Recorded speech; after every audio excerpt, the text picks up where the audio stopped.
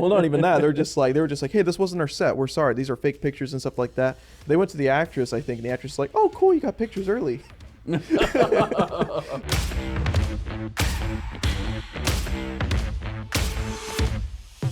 Wow, we would have never believed this. We're on Spotify, we're on Apple, we're on Google. Go out there and listen to us. So we're excited about it. We're glad you're excited about it too. Hey everybody, welcome to Relevant Rants. You're seeing the behind the scenes crew today because Tom's on vacation and Mike isn't feeling too well, so we hope he gets better soon. Yes, we do. But this video is brought to you by Covenant Coffee. They're located here in Bakersfield on North Chester, and they just have amazing coffee. And just go ahead and visit covenantcoffee.org. And they also just do some great stuff for foster kids. So, that's great. So please check them out and support them because they're supporting us. So our first one is going to be Jason Aldean is under some fire for, I think, in my opinion, a silly reason with their song, with his song "Small Town." And what do you think about this? Well, I always think it's funny when they, I think it's funny because I actually didn't know too much about this until just pretty much recently, and I'm like, oh, another celebrity under some fire. I'm just like, what is it? Is it this? Is it this? Thinking of the worst, and then I see what it is, and I'm like, oh, yeah, that's all they said. That's all they said. Okay. It's also gone to the point where it's like almost like a in a joking sense, like a drug, where I'm just like, oh, give me that controversy. Yeah, exactly. And the hit isn't strong enough. Yeah, it's like really, this is what we're arguing about. And to be fair though, this is happening a lot right now. People are complaining constantly about lyrics and about specifically like if one person doesn't like it, you're gonna hear about it. Or it's like what was it like Beyonce and Lizzo that had to rewrite part of their song because they had the word spaz in it? Yeah, Lizzo had to completely change that little word. And I'll just recite some of these lyrics because it's like sucker punch somebody on a sidewalk, carjack an old lady at a red light, pull a gun on the owner of a liquor store. You think it's cool to act like a fool, like stuff like that, or like cuss at a cop, spit in his face, stomp on the flag, and it's like, why are people offended? Do you think that would go well in a small town that is very pro United States? Yeah, exactly. It's like and they're saying like, oh, it's like racially charged. It's like, how you put that there mentally? Like you made it about race. Exactly. He just saying, I love America. Yeah, exactly. Nowhere in the song does it ever show anything about race or anything like that. Any specificness of a people. It's not there. It's just this is what's going on today. Yeah. This is exactly what's happening. He's like, stop trashing America. That's all exactly. I want. Yeah. So our next topic is actually Barbenheimer, which you and I are both excited about. Yes. This is kind of an interesting. This isn't really too much big in the news. Actually, there is a little bit of controversy already about these movies. Do you happen to know anything about that right now? Not the controversies. I know for Barbie, I'm hearing it from more conservative outlets that they're like, oh, like Barbie's dissing men that don't want to see it. But I don't know how true that is. I guess we'll take that with a grain of salt. Yeah, exactly. So the earlier screenings of Barbie and Oppenheimer came out. Nothing but good things about Oppenheimer, although that's also being pushed by the company who's pushing these reviews, obviously. Survey says. Yeah, no, survey says it could be good or bad. Who knows yet? But there's a lot of things coming out about Barbie right now, talking about how it's basically a hate men movie, how it's just promoting feminism, it's promoting all these things. Enjoy that movie. And you know what's funny about it though is all these people, and they're mostly coming out of conservative networks. They're just like the Barbie movie's promoting feminism. It's dissing men. Now they're starting to diss men who aren't going to go see it. And at the same time, I'm just like, it's a Barbie movie. You know what I mean? It's a movie about Barbie and about what Barbie was, and there was nothing about Barbie back in the day that said, hey guys, come and play with Barbies back in the day. Like everything was pink, everything was Barbie, everything was very much girl focused. So I'm not too surprised that a movie about Barbie is necessarily like pushing girls versus boys. You know what I mean? I will go on a limb though and say I'm still planning on watching it. Probably not in theaters, but that's because I have a newborn son. And actually, I think my wife is going to go see it with one of her friends while I watch our son. But if it kind of plays into that, because the trailers actually looked like it was a really good movie. Yeah. But it's like if they're hiding the fact that they're going to start roasting men, kind of like in Ghostbusters 3 style, like the one with all women. I'm not here for it. Like, because it's like if you want me to see your movie, don't insult me. Yeah. But I haven't seen it yet, so it could all be fake. Yeah, it could all be fake. It could all just be a smokescreen right now because a lot of people are complaining about a lot of movies right now, and it's kind of hard to tell which ones are real, like which ones are actually good movies and which ones are bad. There have been some good movies that people are neglecting. However, there are parts in that movie that people don't agree with. You know what I mean? Again, vote with your money. Vote with what you're going to do. Vote with what you're going to see. Are you going to see Oppenheimer or Barbie? Or are you going to see both of them and do this Barbieheimer double feature that a lot of people are doing? I wish I could do it, but we only have the time slot for one, and I'm choosing Oppenheimer. I will go see. I'm probably going to see both of them on the same day. Do it, let me I think know. what I'm going to do is I'm going to start off with Depression and start with Oppenheimer first and end with Barbie. Well, unless you watch Oppenheimer, you're like, that was fantastic, and then you get insulted for being a man That's at true. a movie that you paid money for. That is true too. Unless it could all be fake. It all could be fake. Yeah, Who we'll knows? see. Sticking on the movies front here, chief diversity officers. These have been fascinating recently. These are positions that opened up kind of in the pandemic era and kind of when this whole term of wokeism became a thing. We have a lot of these positions opening up all over the world, all over the U.S. Exactly. specifically. Yes. And mostly in these large companies, Disney, Warner Brothers, I think Universal, Sony. All these places had these officers, and now suddenly, some of these positions are disappearing after realizing that they're costing their companies more money. Yeah, because it's you don't make a lot of money pandering to a very, very small group of people. Exactly. And not that you can't be represented, obviously, but the thing is like, what really drives all these companies? It's the almighty dollar. Yeah, exactly. And so, if the chief diversity officers aren't making them any money, not that they could even possibly do that with how small their the group is. You're bound to not have that be sustainable. And then on top of that, I think now that they're getting rid of chief diversity officers, they should have privilege officers. Well, here's the funny thing. So it's I like, can get hired again. Well, here's the funny. We talked last week about BlackRock and how they're kind of influencing certain media companies and stuff like that based off their stock markets, based off of how they kind of interact, and based off of if you follow the money, it goes straight to a certain place. Absolutely. The funny thing is, chief diversity officers is technically not going away. A lot of if you actually follow the people and follow the money and follow exactly where some of these people are going, the name chief diversity officer is going away. However, the position is very much still there. It's just no one likes to hear. They're realizing, well, maybe the diversity problem isn't the problem in their minds. They're like, maybe diversity is the problem. Maybe it's because we're saying it's the diversity problem.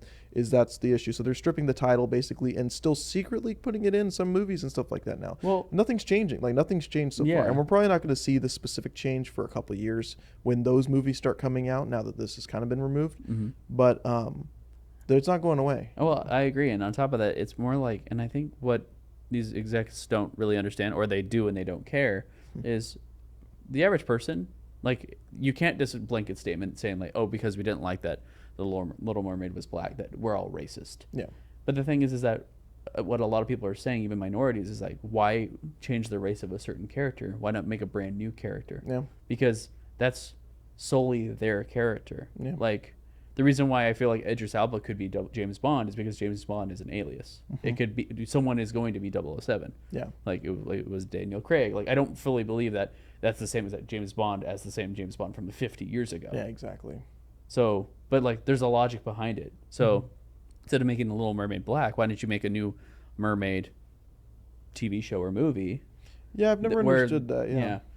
And like, I don't know. I just, Or would have been a cool twist is Little Mermaid has a lot of sisters. What if There you it go. followed one of the sisters? It is still a Little Mermaid. the sisterhood of the traveling fin. But this has been done before, though. We've seen movies and stuff like that in the past that have been made off of like they're like, we want to create a female Sherlock Holmes.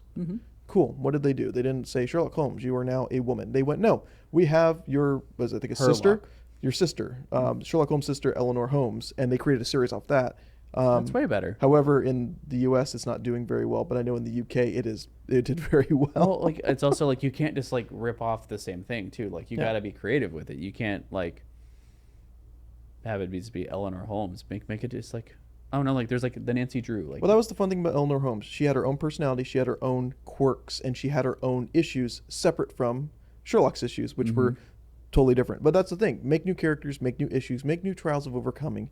And I'm kind of hoping that maybe this fall of chief diversity officers and seeing how the box office are tanking, seeing how everything seems to be tanking around the entertainment industry right now, hopefully that gets resolved. And you know what I might agree. resolve it too, coincidentally, we can talk about this a little bit. The strikes. no, the writer strikes. The Yeah. writer, the actor, and the director strikes. However, the The directors, actors and directors are striking now? well, Or they have been? the directors were compensated for whatever their strike is and the end of their strike. However, the actors joined in the strike, I think it was a couple weeks ago or last Friday.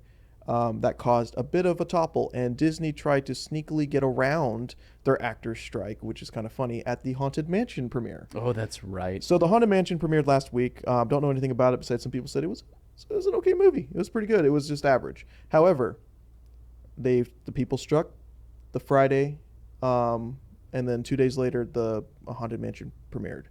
And what do you do when actors do not want to show up to your red carpets? You find other ones that will. Yep. They hired a bunch of their cast members from Disneyland and hired a bunch of their regular staff to go in place so that the red carpet looked full and looked like nothing was going on. However, people caught on to it, and it did not go very well with them, and now Disney's under a little fire about that. As well as there are recent pictures coming up. Maybe we could throw up a picture of this. Snow White. Oh, yes. This leading into the diversity thing. Exactly. Snow White is being played by a Latina. Yeah. Or I forgot her Latinx. name. Or Latinx. We don't know how people identify these days. Exactly. And there's a picture of her as well as a picture of the, Original Snow White? Or? well, we're not allowed to say the word technically, but dwarves. Oh, well, yeah. What are they saying? What are they called now? Exactly. I don't know. It's In the Seven Little People? well, that's the funny thing. It's like, is the title still going to be Snow White and the Seven Dwarves, or what is it going to be? Snow White and the Seven Gnomes. Well, originally they were supposed to be CGI people. That's worse. And then they decided to cast real people, and now everyone on the internet is blasting them about this as well, saying, why in the world are you making Snow White, who in the original story was Snow White was a princess whose skin was as white as snow, hence her name was Snow White. Yeah, they're getting under a lot of fire for this, and ironically, Disney said, hey, you guys are misrepresenting us. This is not actual pictures from the set. Also, by the way, you're racist. Well, not even that. They were just like, hey, this wasn't our set. We're sorry. These are fake pictures and stuff like that. They went to the actress, I think, and the actress was like, oh, cool, you got pictures early. Someone slipped and said that, and now everyone's firing back at Disney right now saying, you liars. And so going back into the actors strike, though, unfortunately, actors are asking for they're asking for compensation for this bunch of this AI stuff that's going on right now. Basically, Disney has been keeping a locked vault of every single side character. So any person you've seen in a Disney show that's been in the background, that's been in the foreground, that's been a main actor, someone who's shown up on screen once, Disney requires them to be fully body scanned, voice, you talk for quite a bit, and they literally like strip your acting, your person. They buy the rights to your character and your to your person. likeness. And they keep it in a vault in case something happens. They're able to reuse it, and What's also in stopping future them from movies. just using it without, unless like it's like within a contractual obligation. Well, that's what's stopping them from just doing that while you're still alive. Well, that's the thing. That's what actors are revolting against, because this is happening quite a bit. We saw this in a couple of shows recently where they've used CGI, and even in movies they've de-aged people. But a movie that was supposed to come out this year was canceled 2 years ago. Most people don't remember it. It was about a World War vet and his dog, and it was about them going off and doing things, and like it was kind of the James Dean one, right? Yeah, the James Dean one. They were going to revive a man who died 70 years ago, and the reason they were able to do this was because his life license ran out. That's crazy. 70 years, you're able to use someone's likeness to their full ability, depending on how this contract is. There are copyright law, right? Well, there's companies out there who go out to families, and this is something that's a little sad, but something fascinating.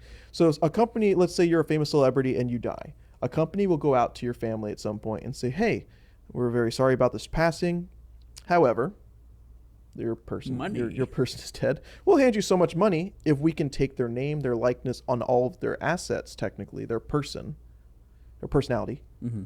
and use it. And that's where you get like these weird endorsements for like cereals, these weird endorsements for all these weird things. And movies are the most valuable assets, being able to use voices, being able to use photos, being able to use anything. And it's a big business, Matt. It's a big business. It's a scary business. It's basically a business of the morgue. And it is quite terrifying. But actors are revolting against this right now. They're trying to get compensation. And I don't think we should talk too much more about that, because there's a lot that we could talk about with that. We could make a whole episode out of that alone. Yeah. So. But yeah. Anyway, we got a bunch of stuff going on there, and hopefully that all gets resolved soon. Although I am not missing the late night shows. The late night shows got canceled because of the writer's strike. I barely watched them to begin with. I didn't realize until recently that they stopped airing. Well, YouTube is entirely like, they don't want to admit it. YouTube is entirely taking over that kind of medium. Yeah. Because there's so much content that has replaced Yeah, like late night television, like it's true. and for free or relatively free, and often better. Yeah. But anyway, all this diversity stuff should hopefully hit them and shake them, hopefully, and get good movies again. We miss good movies. We miss Yeah. content that everyone can enjoy that doesn't show a political bias. Watch Oppenheimer get like flack for being pro-America.